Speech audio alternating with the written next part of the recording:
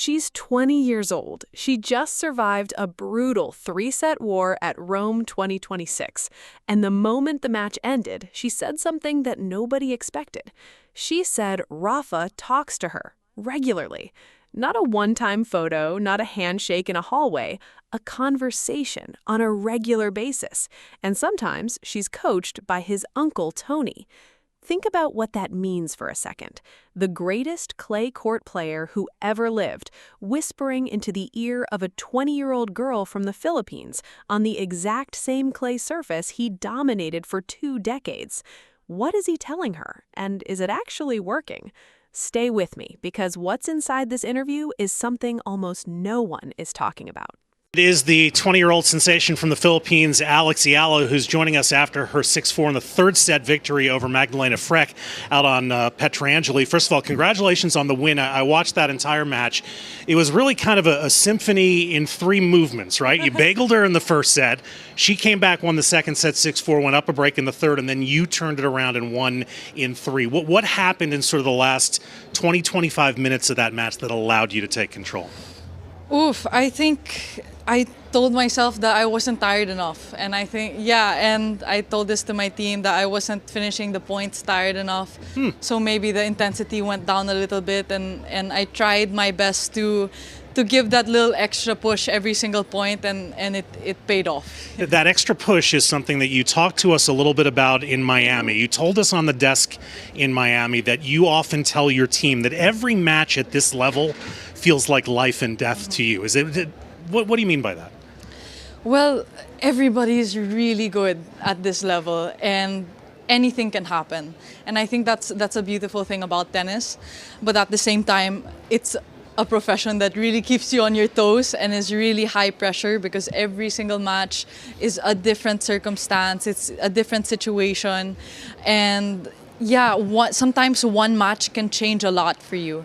Especially when you're changing seasons, or for me in clay is not my strongest surface, so every match is really a battle. Let's talk about that. You grew up essentially at the Nadal Academy, where I believe they have a couple of clay courts, yes. And yet, as you point out, you've played very little as a professional on clay compared to how much you've played on hard.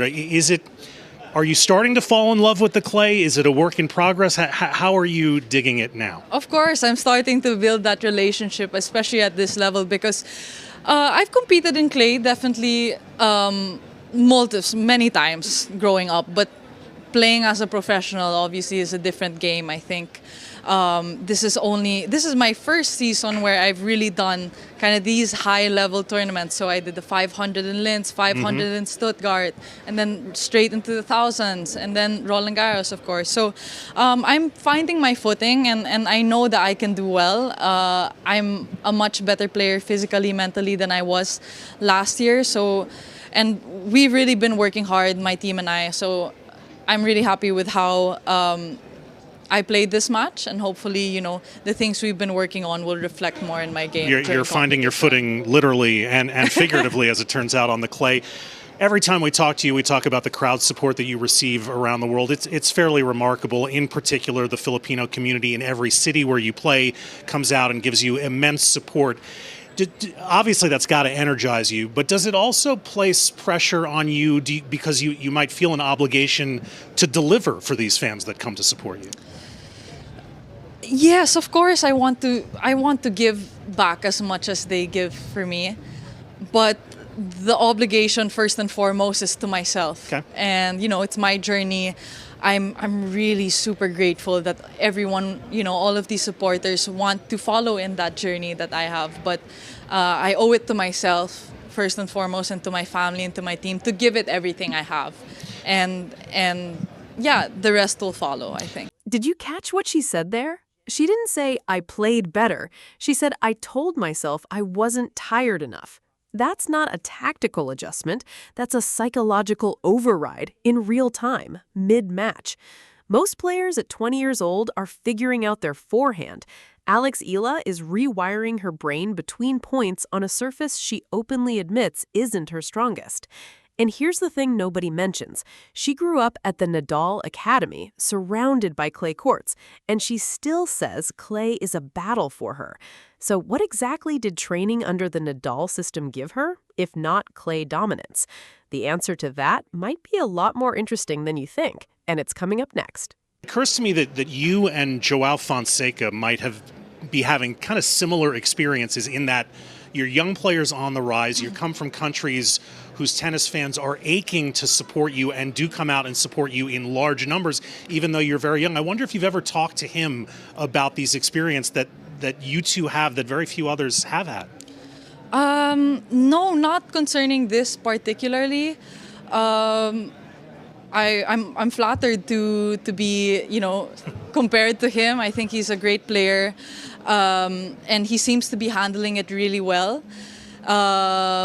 But no, maybe that's something I should talk to him about. It'd be a fun conversation. Yeah. You've had so many interesting things happen to you in these couple of years since you've emerged on tour. You've been on the cover of Vogue. You've traveled the world. What's the coolest experience you've had or the most interesting person you've met along this road that you've been traveling? Of course. Well, She just said something that elite sports psychologists spend years trying to teach athletes. And she said it casually in a post-match interview at 20 years old. The obligation, first and foremost, is to myself. Not her country, not her fans, not the Filipino community that fills stadiums around the world to watch her. Herself. That kind of psychological clarity, the ability to absorb enormous nationalistic pressure and still stay internally anchored, is genuinely rare. Even the interviewer noticed it, comparing her to Joelle Fomba, another young player carrying the weight of an entire nation's tennis dreams. But here's what she revealed next. The moment she name-dropped the people in her corner, that's when this interview took a completely different turn. That I've had that have brought me to where I am today, like my team. Of course, meeting Rafa and just, being able to kind of converse with him on quite a regular basis is crazy to me. And, sometimes I'm coached by Tony. Yeah. If you told me that when I was younger, there's no way I would have believed you. And regarding like off-court experiences, I was able to attend the Laureus Sports Awards. Oh, yeah. Just recently, and I was surrounded by so many amazing athletes. I was able to steal a selfie with the hosts, Novak and Eileen Gu, and yeah, I was shaking to ask for that selfie, and then to see Nadia Comaneci also, and her speech was so beautiful. She's a huge tennis fan, Nadia Comaneci. Oh, really? Yeah. Okay, I didn't know. She's played some exhibitions that we've seen. Yeah, so no, and then I saw Simone Biles in person, and I saw all of these amazing athletes. She was shaking to ask Novak Djokovic for a selfie. Let that land for a second. This is a girl who just bageled a professional opponent in the first set of a WTA match in Rome, and she's trembling in a room full of legends asking for a photo? That's not weakness. That's actually one of the most elite psychological combinations that exists in sport. Fierce competitor on the court, completely human off it. And the Rafa detail? She didn't say she met him once. She didn't say she trained with him once.